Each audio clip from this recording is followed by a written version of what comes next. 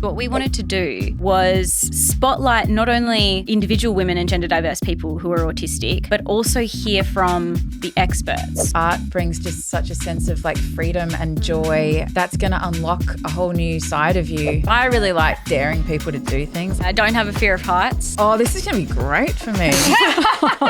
Next guest, I have the biggest girl crush on. We ran into each other at Bondi Junction train station. Our eyes locked and the rest was history. I slid into her DMs and here we are today. And now she's on our podcast. We talk about people pleasing and we talk to her about her new podcast series on the ABC, Autistic AF. Where she talks about destigmatising autism, and we have a really beautiful conversation and actually get to find out who she is inside, including her creative endeavours and her art. So please welcome Grace Tame. We are very excited for our guest today. This is a long time coming. We had you booked in and it didn't end up happening. So we're excited to finally get you in the seat. I'm very excited to be here. The wonderful Grace Tame, everyone. Oh my gosh. And I had such a serendipitous moment when I met you. I don't know if you remember, but it's like it's etched in my brain because I was fangirling you hard. It was at Bondi Junction Station. Oh, you do remember? I'm so happy you remember. Yes, that makes me I feel do. good. Yes, on the train. Yes. Yes, and our eyes locked. Yes. I think I was getting out and you were getting on the train. Yep. And I turned around. You like grabbed my attention. Like you didn't say anything, but I was just like, who is that beautiful girl? Aww. And I looked around and then our eyes locked and I was like, I feel like that means something. I don't do this often, but I slid into your DMs like a little creeper. That's not creepy, that's nice. Well, I just kind of thought that I don't know if you believe in woo-woo stuff, but I was like, I felt like the universe kind of made it, what are the chances? It was a sliding doors moment. And literally you were getting on and off a train. Specifically train doors. It was, guys. Yes. Yeah. Well, anyway, you've just come in as well, and your eye. Sarah and I were like, your eyes are amazing. I don't think Scott Morrison would agree. Oh, yeah. Who? Well, can we talk about that? Because I just want to know, you're so confident and you seem like you just know what to do in every situation. And I was saying to Sammy before, usually when things happen to me or I have to say something, it takes me like a million years. Like I'm driving home in the car and I'm like, I should have said that. But you just come up with these things on the spot straight away. Is that like sometimes? Okay. Oh, well, can you elaborate on that? Like, how does that feel? Like, does it feel like you come up with things straight away or? I think it's something that I've worked on. Yeah. If I reflect on my life and the experiences that I had in childhood, and I'm not just referring to the abuse that I went through at my high school, but before that and even after that, in the years that I was sort of recovering and making sense of it all, I think I shifted from being somebody who internalized my own feelings in order to please others to owning how I felt, not just for myself, but realizing that, all injustice is shared. So if I'm experiencing injustice at the hands of someone or an institution, for example, it's often the case that other people are as well. And it is incumbent on all of us to be a solid force standing up to that. But we also have to recognise that some individuals don't have that privilege for whatever reason, circumstances, personal safety, that sort of thing. It's more of a risk to take. And so those of us who, and it's never without risk, totally, but those of us, I suppose, who have certain resources or a certain level of privilege that others might not be afforded for whatever reason, I think have an even greater responsibility to do that, to stand up. And I think that's been sort of the motivation for me. And the turning point probably came when I decided to report my high school teacher. And, part of what I'd witnessed leading up to that point was the permissive turning a blind eye to what was happening from adults who had the ability to do something and who chose instead the path of least resistance to protect themselves. Often people don't realise, I think, that small gestures can make a really big impact. Like if someone had to just tried to stand up to that man, if someone had have reported him earlier, or if a group of staff had have teamed up and put more pressure on, maybe something could have changed. And perhaps, because I'm not the only victim, I'm certainly the last victim that's known of this particular person, but, there's a world in which this didn't have to happen. Yeah. And it might not have taken that much. And I think that's what I realised, is that, if you just, express the truth where you have the space to do so, and it might not be a big grand gesture, could just be a small sentence or a look. It can be the catalyst for something much bigger. That's amazing. And it's something that I'm trying to lean more into at the moment, is speaking my truth. I feel like I've repressed a lot, and I keep a lot of secrets, like I harbor a lot of secrets. And I feel like someone once told me that like secrets make you sick. Yeah. Yeah. What are your thoughts? I agree with that. And that's exactly why, because it's actually on average 23 to 24 years that it takes a survivor of child sexual abuse to disclose their experiences. Wow. And part of that is because when you are a child and you're being groomed, you're being conditioned, you're being trained psychologically, you don't have the neural architecture. You don't have the brain that is capable of understanding those complex mechanisms and that deliberate manipulation, that calculated sort of web of control that offenders create with you and all the people around you so that they can offend essentially unchallenged. And as well, there's not just that sort of lack of understanding, but there's the shame. And there's that safety piece as well. The most common perpetrator of child sexual abuse is actually an adult that is known to the child, and that could include a family member. Incest is something that we're only just starting to bring into the light. We've got child sexual abuse, and especially institutional child sexual abuse, a lot of airtime thanks to big initiatives like the Royal Commission, where survivors of child sexual abuse from all over the country who had experienced sexual abuse in schools or churches or sporting clubs and those sorts of institutions had come together and gave their testimony and created real big change in doing so.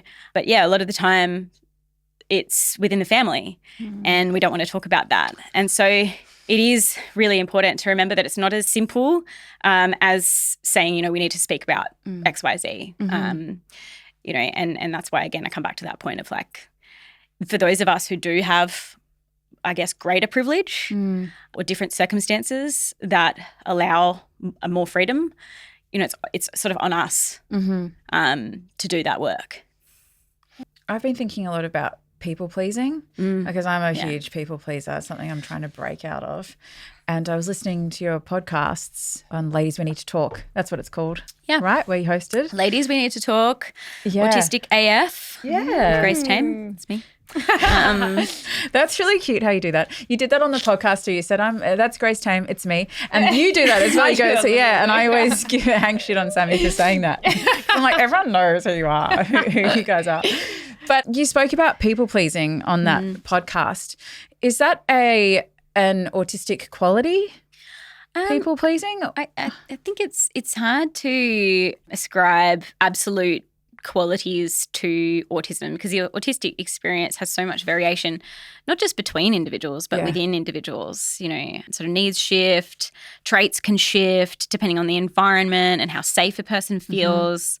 But certainly I think it is a common autistic experience because autistic people are having to find their way through a world that primarily caters to neurotypical people, that it's safe to, or it's necessary to suppress parts of yourself and to not disrupt the status quo.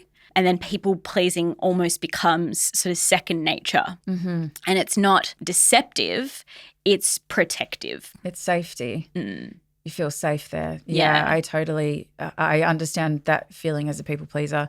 It's something I'm trying to break out of. Do you feel like you've broken out of that now of being a people pleaser, or do you still think? Yeah. Yeah. Okay. Oh, so can you please educate me? How did you do that? Do you know how you did it, or if you were going to? Forces like social media, for all their benefits in, connecting people across the seas and transmitting information at lightning speed, the way that people interact with each other online on a lot of platforms that are sort of like this, the new town square where everyone can access each other and say whatever they want, there's not the same consideration and generosity and patience that people afford each other. And I think that there's a lot of polarity in the way that we think about things. So we sort of, I think, for example, if we're talking about people pleasing, or standing up for yourself, I think people think there's sort of like two choices. Either you're really timid and you say nothing and you keep it all inside, or you get really angry and you start a fight. And it's like there's actually all these nuanced layers from one to the other. And you can express yourself in a way or set a boundary in a way that doesn't necessarily offend the other person. Yeah. And often if someone does have a negative reaction to a very reasonable boundary or a very reasonable expression of your feelings, it says more about them than it does about you. Yeah. Because a regulated, reasonable, kind, understanding person probably won't arc up if you just say how you're feeling, even if what you're expressing is offense to their behaviour. Most people, I think, are actually willing to listen and to change, because I think all of us, again, sort of want to please people, but not at that sort of, I guess, toxic level where we never say how we feel. How do you create healthy boundaries on social media? I've sort of made some decisions, because there are lots of ways that you can operate on those platforms, whether you're a public figure or not. There are actually tools or, levers within your control that allow you to protect yourself, and sometimes that comes at the cost of engagement or following or whatever, because really the algorithm it's wired for outrage. Sure. And it rewards outrage. Yeah, doesn't it? But outrage is not sustainable. It's not healthy. It's not particularly realistic in all contexts. Obviously, we need to be outraged about many of the things that we're seeing live streamed on our high-speed devices, whether that's genocides in Sudan or, in Gaza and the West Bank, etc. That is a necessary, a very real, a very valid outrage that should be sustained, to the point that it hopefully, and I don't know at what point it's going to drive action from the powers that be, because, it seems like every day we cross a new red line and nothing happens. The deliberate targeting of children that's now been heavily documented is not enough of a red line for our governments to go, this is evil, we should stop this, or we should help and do everything in our power as a middle power to stop this. But when it comes to the individual level, I was receiving and have received over the years, I've been sort of in the background dealing with messages from most likely child sex offenders. I've certainly had people come to my house, as well as, just proliferate my inboxes with harassment that, is often cites my case in order to trigger me. I've received many a death threat. I've received threats on my family. And I realised I can't absorb any of this. It's very nice to be reassured, and it's very nice to have messages of thanks, but the sheer volume and frequency and intensity, like, it's just so much. So I decided to disallow anyone who I don't also follow and have a mutual connection with to actually reach out to me. So I don't receive any messages from anyone on Instagram unless I follow them as well. That's good. That's smart. The same goes for my public comments. And I actually made that switch a long time ago, because many of the people that follow me are survivors of child sexual abuse, and I'm as much concerned for my own safety and my own exposure to harmful comments and content as am for them. And I don't want there to be young people, even though we've had the social media ban, but even, young people in their early 20s who are still reeling from fresh trauma of child exploitation or some other form of really harrowing trauma, to be on there and to see people using certain language. So I removed that capacity for anyone who doesn't follow me who I don't follow mutually, to actually comment on any of my public posts. That's such a great small step in getting your power back. Totally. And like people, because I've done a similar thing. I've limited comments and blocked like so many words, so many different words you couldn't even imagine on my thing. Like it's hidden it. And I remember someone saying to me, "Oh, you shouldn't really let her do that." Blah, blah. And I was like, I can actually do whatever I want. It's my page. And it's my safety. And like, if you want to say something horrible about me, like go to town, but you can't get into my little bubble. And I don't think I don't think you should have to. Like, I don't owe it to anyone for you to say horrible things about me. You know what I mean? It's like road rage when people feel safe in their cars in a little bubble to scream abuse at you, and that's what they do online as well. It's crazy that we're so accessible. People are so accessible these days.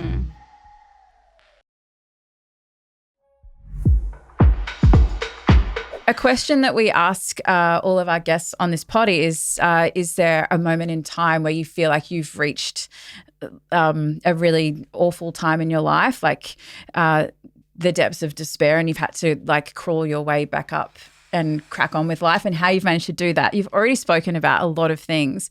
You might have a different interesting story that you want to share with us, or something else that means something to you.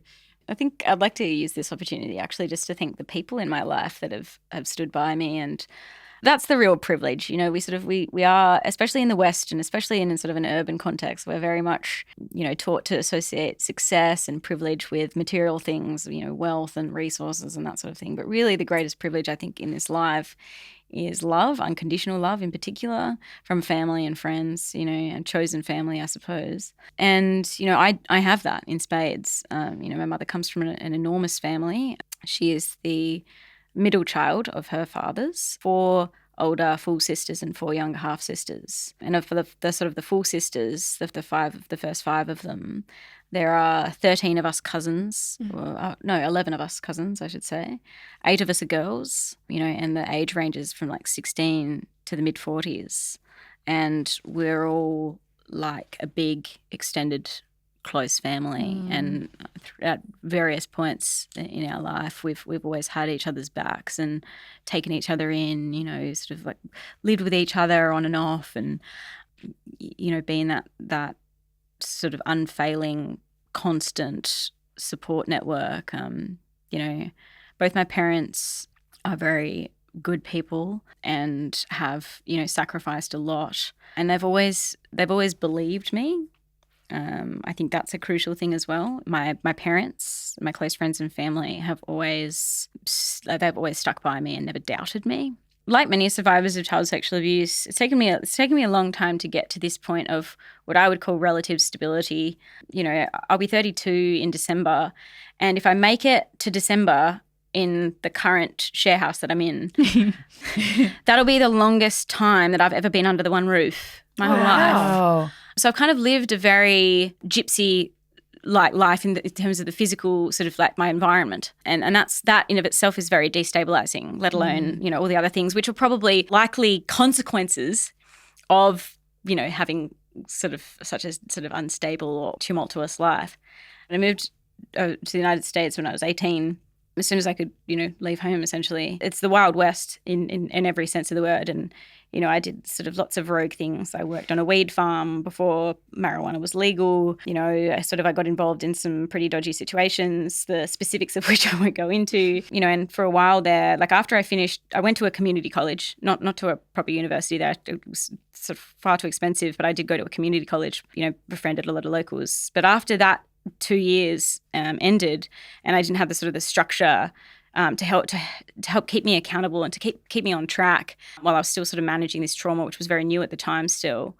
I kind of fell apart again. I was away from my family. I got heavily into illicit drugs, which provided a very convenient escape from things that I didn't have the ability yet as still a young 20-year-old to fully understand. And I had all my belongings in my car that I'd bought for $1,500 in a parking lot. It was probably not roadworthy. I had all my belongings in my car, and I remember just sort of driving up the California coastline and sleeping wherever I could get a bed, and that might be for a couple of nights or a week.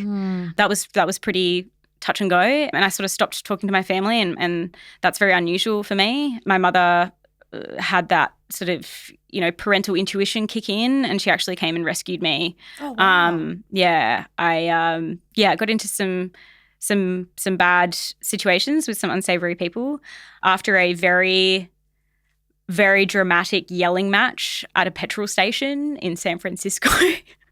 Where Mum decided that she wouldn't turn me into the local police after finding my stash of illicit substances, that she would actually, help me find a job and, find somewhere to live more permanently. Oh, wow. What a beautiful mum. I know. I've definitely tested the limits of unconditional love at times. Yeah. Oh, what a special gift to the world. We watched an interview and she was on it, and we were just like, she's so beautiful. Oh, she should have been Australian of the Year. She's far more articulate than I am, and she probably wouldn't upset the government that much. That's great. Yeah. Great. Yeah. Yeah. That's hilarious. On the way here, actually, we flew to Sydney. I was listening to Autistic AF, your podcast with the ABC. It was so great. And do you know what I thought was brilliant and eye-opening is, I must admit, I don't know that much about autism, I realised. Yeah, I think there definitely needs to be more awareness. I need to be educated on it. I've learnt a lot from listening to your podcast. Can you tell us more about the podcast and autism, and what would you like people to know, or how would you like to educate people? Well, the inspiration for doing it, and I would like to take this opportunity to address some bad faith criticism that we excluded men, and that's actually not what we were trying to do. We were trying to fill a gap of the female experience, because men's experiences of autism have actually been heavily covered and heavily researched. In fact, when autism was first discovered in the 1940s, it was considered to be something that only boys could have. And that male bias persisted until very recently. So we're talking about decades and decades and decades of research where women and gender diverse people have hardly featured at all. And so the understanding of their experience is still very much shrouded in mystery, and therefore how to best support autistic females is also far behind. So what we wanted to do was spotlight not only the experiences of individual women and gender diverse people who are autistic, but also hear from the experts who are at the forefront of the burgeoning research around the female experiences of autism. And it was a really insightful, educative process, not only for the listeners, I think, but for all of us working on it, many of whom are autistic as well. So the producer, Emma Morris, myself, we're autistic, and I think that also really helped us in shaping it. It helped us in getting the best out of our case studies, really being able to relate to them, provide the accommodations when we were doing the interviews, whether that was having them in person or having them over an online platform. But yeah, it was eye-opening, because even though, certainly in recent years, as I have, done a lot of research for my own benefit in understanding, some of my traits and how they interact with the rest of the world, there was just so much that I learnt from the experts, but also the women that we spoke to from many diverse backgrounds around Australia. And the whole point is to lift those voices, to broaden the platform that needs to still be broadened, Absolutely. Totally. Women of colour, First Nations women from impoverished backgrounds, there's just so much variation in the experience that we need to include, because for a long time there's been a sort of very limited, narrow, public, I think, stereotype of autism, whilst like all experiences are relevant, having just one be the dominant theme then sort of blinds everyone to this, this whole world that's out there that needs to be understood. I think that's probably like I relate to the I mean I'm 30, I'm 37, so like growing up, like we had the like autism's this, like, and it was the quite narrow version of that. So I found it really insightful listening to your podcast and trying and understanding. Oh wow, and to be honest, I was like, maybe my brother's a bit autistic. I know that's bad, but my mum's been, he's very. But also, it's not bad though, and I think that, so this is part of what we were trying to do as well, is break down the stigma, the prevailing stigma and stereotyping around autism that still has negative connotations. Why is it a bad thing if someone if someone asks, "Are you autistic?" Yes, it's not. They're not asking because they think you have a deficit. There's a difference. And that's what it is. I think, first and foremost, to just bust some top line myths about autism. Yeah. We wanted to do that and actually just clarify, autism is a different type of brain. Yeah. If you look at other species in the animal kingdom, there's not as much variation in their genome, whereas there's so much variation in the human genome. It's just a different operating system, essentially. You've got different wiring that means that the sensory information you both consume and communicate is filtered differently. It's processed differently. So that means you will, light feels different, taste is different, sound is different, those things, and they impact your nervous system. I think about it as, because autistic people often have very porous filters, I guess, if you think of it as like a really tight weave for a neurotypical person versus a very loose weave through which information is coming in and out.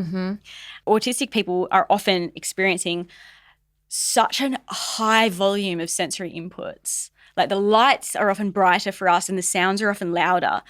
Now, if you were able to shut those off and protect yourself against all of that, you might not be overstimulated. You might not shut down, whereas an autistic person doesn't have a choice in that. But they can go into a different environment, or that environment can be adjusted to better suit their needs. So the noise can be turned down. You can put noise-cancelling headphones on. You can choose natural light instead of being under fluorescent lights.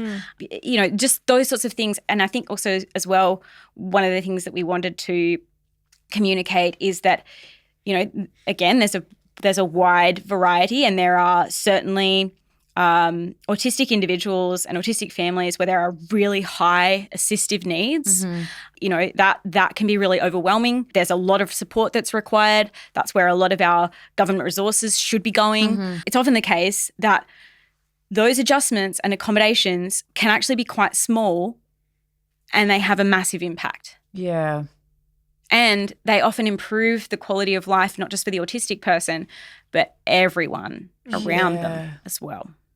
Yeah, that's great. You know what I loved hearing about? The spoon theory. Yes. Yeah, I think classic one. I think you'd like. Do you mind telling Sam what the spoon theory is? Well, it came about because the individual who sort of coined the term was trying to explain their capacity in any given day to somebody else at a table, and all they had there were spoons. I guess the idea is that we have a limited number of spoons over any given period of time. A limited number of spoons, and those spoons represent an amount of energy that we have, or an amount of energy that something takes. And for a neurotypical person going to the shops, that might only be one spoon. For an autistic person, in particular, someone who has sensitivities to crowds, to bright lights, to sounds, like even just the sound of the till or the sound of the music that's in the shop, whatever it is, that might take them their entire day's worth of spoons. That's how I would explain it. Yeah, that's so I guess, if often autistic people will, to each other will say things like, "Oh, I don't have enough spoons left," or "That's going to be too many spoons," or that's a cute way. Or "How many spoons do you think it'll take me to do that?" That makes me really upset too, that someone said, why have you why have you done this podcast just from a female perspective? And Yeah, like, shut because up, man. Don't To you be, have enough? to be fair, Oh, I okay, don't think go this person was a fan of me to begin with.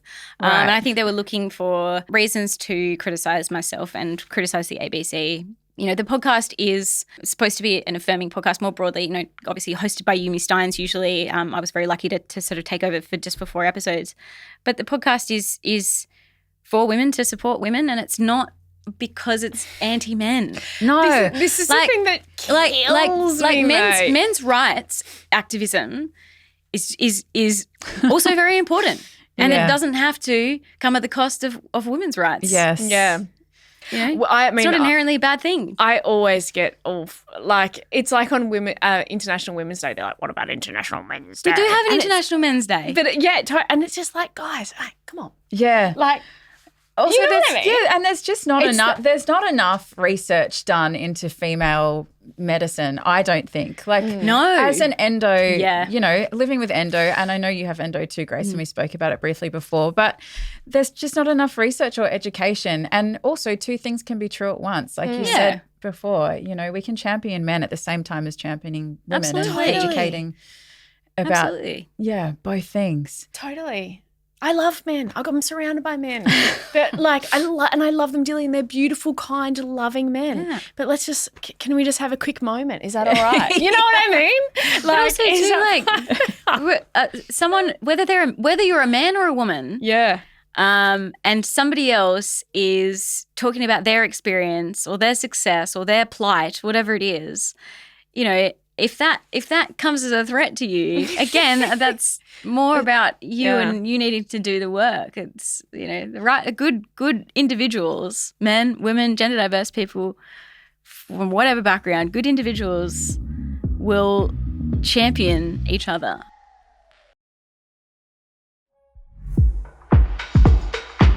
You're an incredible artist. And I think people need, do people know this? Well, I want to know more about it. I've Yeah. seen the cover of your book. You illustrated that, right? Yes. And well, are we allowed to talk about you might have your art on display? Yeah, you are allowed to talk about Ooh, that. great. Let's talk about it. It's been interesting. I mean, I guess this whole idea of cracking on and, you know, maybe finding a silver lining, maybe not. Because I do also think it needs to be said that, you know, not every negative experience or every neutral experience has to come with any kind of lesson. You know, sometimes it's just really shit, it's dark, it's evil, and it shouldn't have happened. Yeah. And it's okay to be hurt by it. But certainly, you know, it's the choices that we make as individuals as to how we come out of those situations. You know, I'm grateful for the opportunities that I've received, and I'm certainly grateful for the spotlight that was put on this particular dark, murky issue that we've discussed earlier. But I you know, I wasn't, you know, at 7 years old, you know, we're all asked to sort of, or whatever age we are, you know, at some point in our childhood, we're asked, like, what do you want to do when you grow up? At no point did I say, I want to be put on a massive platform with cameras in my face, you know, and a critical public listening to every word that I say, and to be talking about the darkest thing that happened to me every day of my life. Who does that at 7? Yeah, You know, yeah. you're like, I want to be a school teacher, or I want to be a Ballerina, yeah. ballerina, I want to be an actress, I want to be a whatever. And so I'm trying to see the silver lining in all of this, and my choice now from here on out is to sort of get back to my roots, get back to what I want to do. And there's actually some friends of mine who got in touch with me knowing, you know, that I was an artist or am an artist, but I've sort of had that part of my brain, that creative part of my brain kind of cauterized because it hasn't been allowed to be free. You know, they said, oh, did you want to do an art show? And I thought, you know what? Yes, I actually have the time now. I have the time to do that. Yep. I really enjoy doing that.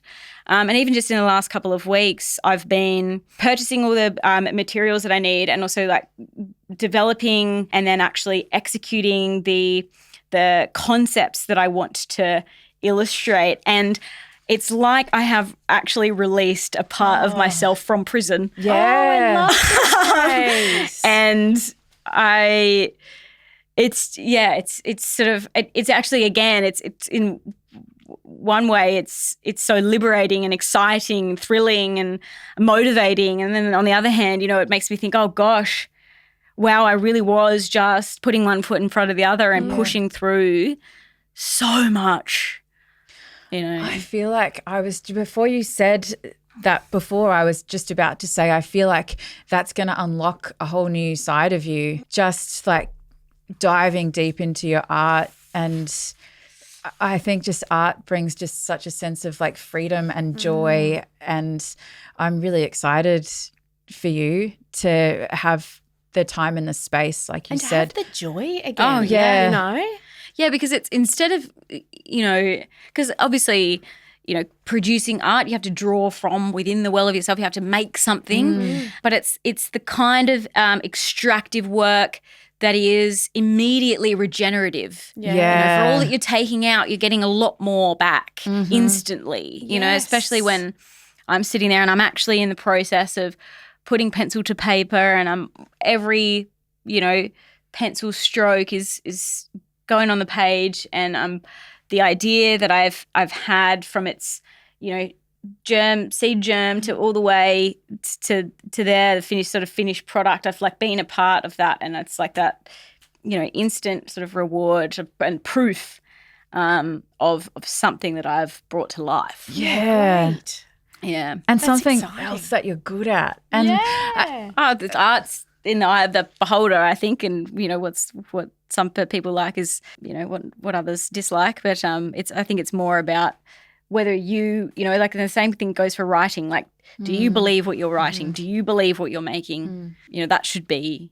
You know, you shouldn't be worried about like, oh, what's in the zeitgeist right now? I'll do the art that everyone wants. Yeah. Or I'll write the 100%. novel that taps into these themes that are being discussed sort of in the public at the moment. Like, no, write the novel that excites you. it's Draw so the pictures good. that thrill you, that challenge your thinking, that you want to say, you know, that you can't express in words. Like, do that for you. And that sort of that authenticity, that sort of unforced product is more likely to draw an authentic response from the cohort that relate to your particular type of thinking, you know, and that's why the world is so beautiful, is because there is so much difference. But of course there's, you know, we're all individuals, but then, you know, there are groups of us that connect from across the seas and from across backgrounds, and you know, who sort of like, it's like we see the world through the same lens, and it's like this instant implicit bond, and like, you know, it's nice to have a little sort of cohort like that. It's like a secret language. I I think sometimes. That's nice. Yeah. I really want to get back into dancing again. Ooh, I used to dance. See, that's another thing I can't terrible. Love it. Love it. Terrible at it. Yes. Have you ever? Oh yeah, because I used to do ballroom dancing. You used to do ballroom dancing, which was that was not my choice. I think my mom was trying to find, you know, trying to allow me. She let me sort of do, both my parents sort of allowed me to do whatever it was. It was cheap, you know, that they could afford, that allowed me to explore different parts of myself. They weren't trying to, you know, my mum wasn't like a dance mum or anything like that, and nor was my dad. You know, they were just trying to, you know, let me have a smorgasbord of you know, hobbies, so that I could find what it was that I enjoyed. But you didn't enjoy that, or you did, but you just didn't certainly think you were good enjoyed at it. it. I mean, the thing is, like, I have the ability to find joy in most things. That's so good. Except violence. You know, I enjoy just about anything. I get a lot of vicarious joy from other people doing things well. So it wasn't that I didn't enjoy it. It wasn't for me. You know, I think that all the Diamontes and the fake tan is probably not up my alley either. So, I mean, I enjoyed things like, you know, like riding horses and not like dressage, the fancy one, or the equestrian or anything like that, just riding horses on the trails. And I enjoyed running around with my friends and climbing trees, and certainly had a childhood that was protected from the infection of technology. And, you know, I sort of like, lament the way that childhood is Oh, I feel like you've answered our last question, which is what cracks you up at the moment, like with laughter. You've already listed like a huge toolbox of things that bring you joy. But do you have anything that like cracks me up? What's making you laugh? What's cracking you up at the moment? Like with laughter, like what really makes you laugh, like deep in the guts? Oh gosh, when other people are laughing. Yeah, that's Yeah. a good one. Laughter is very contagious, and it's the most natural reflex. You know, even when you're sad, the beautiful thing about laughter is even when you're sad, you're having a really tough day, and someone makes you laugh, and it's often a spontaneous thing. You know, I think the best comedy is not scripted, it's not written, it's not rehearsed, it's in the moment, and that's what makes it so special because it's Yeah. only you there who witnessed it Yeah. in that moment who can actually relate to why it was so funny. But yeah, when other people are laughing and they make you laugh when you're sad, you can't suppress it. Yeah. You know, like we've all, I think as kids especially, you know, when we're stubborn and we're grumpy and we're trying to show to our parents that we're grumpy and they make us laugh and we don't want to, but you can't help it. You actually can't. Yeah. You know, like you can hold in a wee, but you can't hold in a laugh. That's fun. You Have know? you ever been to a laugh club? What's a I've laugh been to a club? comedy club for sure. Yeah, right. I mean, we could probably try it now. What's a laugh You go club? like they do it. They used to do it at Coogee at the beach. You go to this laugh club. I think someone probably made it up, and you stand around in a circle and you have to laugh. And at the start, it's like artificial, obviously, but then it's just so crazy that it ends up being hilarious and you can't stop laughing. That's so funny. Yeah, Yeah. it's like you get Yeah, through the layers, Yeah. the natural sort of like guards we put up. yeah. Yeah. Have you watched Last One Laughing? Yes, yeah, Oh, but the Australian one is no good to me. UK? Yes, UK's Bob the Mortimer best. is Oh, Bob forget Mortimer and Richard Ayoade are just and David Mitchell. I mean, I grew up watching British comedy. You know, my dad and my mum both introduced me to Monty Python at a very young age, probably at an inappropriately young age, and Robin Williams at an inappropriately young age, especially for someone who has the recall that I do because I have the ability to repeat lines that I've heard, even if I haven't heard them often. And Can you do it now? No, I'm not going to do it now. But I can do the Lion King off by heart. Yeah, I can that's a do fun Robin one. Williams' Good Morning Vietnam. Oh, please, No, please. I'm not going Okay. to do it. I'm not going Okay. to do it. But you know, and certainly his stand-up was very raw and savage. Yes. You know, that always cracks me up. The Yeah. good old British. Yeah, Comedy. UK humour's hilarious. But also just like silliness. I think the best humor often captures sort of the balance or the line between, you know, intellect or sort of like common knowledge that people can tap into and then complete silliness. Yeah. And it's that fusion of the two Yeah, okay. that makes it. That's I great. feel like we'd really get along then Yeah. because I really like daring people to do things, like really stupid things. yeah. See, You I love silly humour. I love Right, it. 'cause we'd be quite symbiotic then because I will take up most dares. Oh, Yeah. so You need to hang out Yeah. with Sarah. Sarah loves a good dare. Yeah. Challenging people to dare. yeah. I don't have a fear of heights.